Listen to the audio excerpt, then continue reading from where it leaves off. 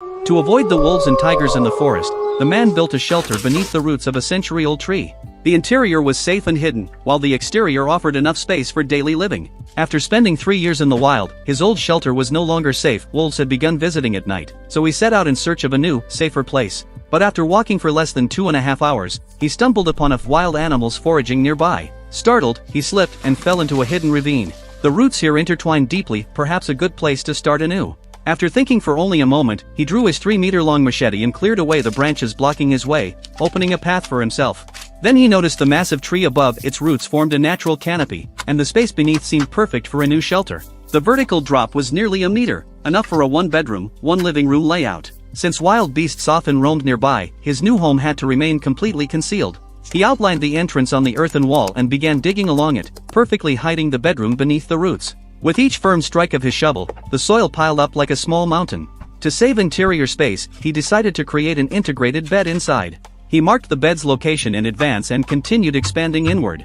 Under his steady rhythm, the bed's shape quickly emerged. After smoothing the edges and clearing loose soil, the shelter looked dry and comfortable. He then processed several short sticks of equal length and laid them evenly across the bed, making it sturdy and clean to rest on. Since cooking inside wasn't ideal, he decided to build a kitchen in the open yard. He found a wild tire, cut one side open, and sealed the back with tape to form a soil container. He poured in spring water, mixed it, and placed the blend into a pre-dug pit, the foundation for a unique clay stove. Then lit a bonfire to harden it. Using a stick wrapped in mud, he pulled both ends together and removed the stick, creating a hollow cylinder. Repeating the process, he made several more and set them by the fire to dry, their purpose soon to be revealed.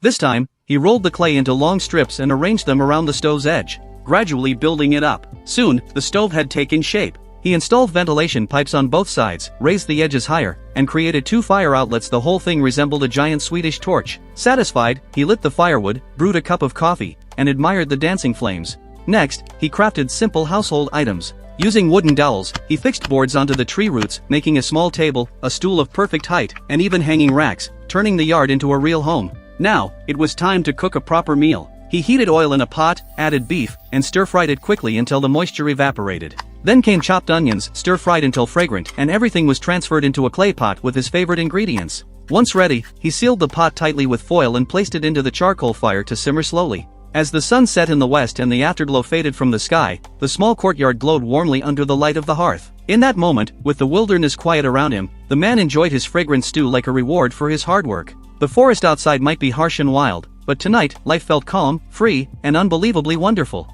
In a world full of chaos, would you dare to start over like this? If the maximum score is 100, how many points would you give him?